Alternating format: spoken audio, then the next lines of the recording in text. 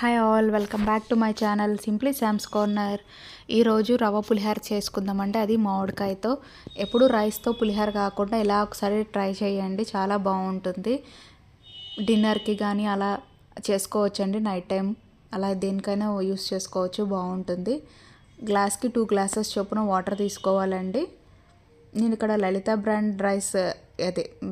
Brand బియ్యం రవ్వ తీసుకున్నానండి. గ్లాస్కి 2 గ్లాసెస్ వాటర్ తీసుకున్నాను. వాటర్లోనే ఆయిల్, పసుపు, జీలకర్ర, పచ్చిశనగపప్పు వేసుకున్నాను. వాటర్ మరుగుతున్నప్పుడు రవ్వ వేసుకోవాలండి. రవ్వ ఉడకబెట్టుకోవాలి. ఉప్మా ఎలా అయితే చేసుకుంటామో రవ్వ ఉడకబెట్టుకొని పక్కన పెట్టుకోవాలి. పొడి పొడిలాడుతూ వస్తుందండి రవ్వ ఆయిల్ వేయటం వల్ల. ఇది మీరు కుక్కర్లో అయినా చేసుకోవచ్చు. కుక్కర్లో కూడా ఇలాగే వాటర్ వేసేసి 2 విజిల్స్ అలా పెట్టుకోవచ్చు అండి.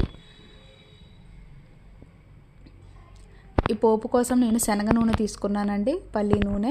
మీ దగ్గర ఉంటే తప్పకుండా వాడండి, టేస్ట్ బాగుంటుంది.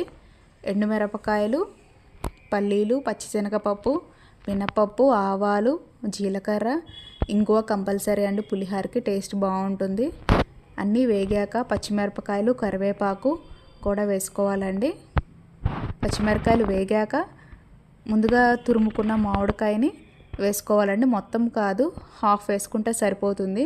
జస్ట్ 2 నిమిషాలు వేయించుకుంటే సరిపోతుందండి. మామిడికాయ ఎక్కువసేపు వేగక్కర్లేదు, ఊరికే అలా 2 నిమిషాలు వేయించుకుంటే చాలు.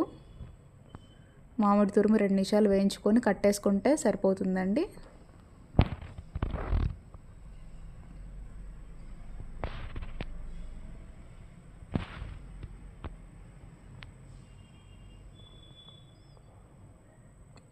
ఈ మిశ్రమాన్ని ఆ రవ్వలో కలుపుకోవటమేనండి. ఈ పోపుని ఆ రవ్వ ఉడకబెట్టుకున్న మిశ్రమంలో కలుపుకోవాలి. కొంచెం పచ్చి మామిడి తురుము కూడా రవ్వలో వేసుకోవాలండి. పచ్చిది వేసుకుంటే బాగుంటుంది. ఇలా వేయించుకున్నది కొంచెం పచ్చిది సగం సగం వేసుకుంటే బాగుంటుంది. పులుపు తగ్గట్టు మనం అడ్జస్ట్ చేసుకోవచ్చండి. కొంచెం పక్కన పెట్టుకొని ఒకవేళ మనకు పులుపు తక్కువైనా, సాల్ట్ తక్కువైనా యాడ్ చేసుకోవచ్చండి. ఇలా పోపు మొత్తం రవ్వలో కలిపేసుకొని మనకి సాల్ట్ సరిపోయిందా, పులుపు సరిపోయిందా అని చెక్ చేసుకోవటమేనండి. తప్పకుండా ట్రై చేయండి, చాలా బాగుంటుంది. ఇది అప్పటికప్పుడు తినటం కన్నా 1 గంట ముందు అలా చేసుకొని తింటే ఊరి అన్నీ బాగుంటాయండి. మామిడికాయ పులుపు అన్నీ పట్టి మీరు ట్రై చేయండి. Thanks for watching.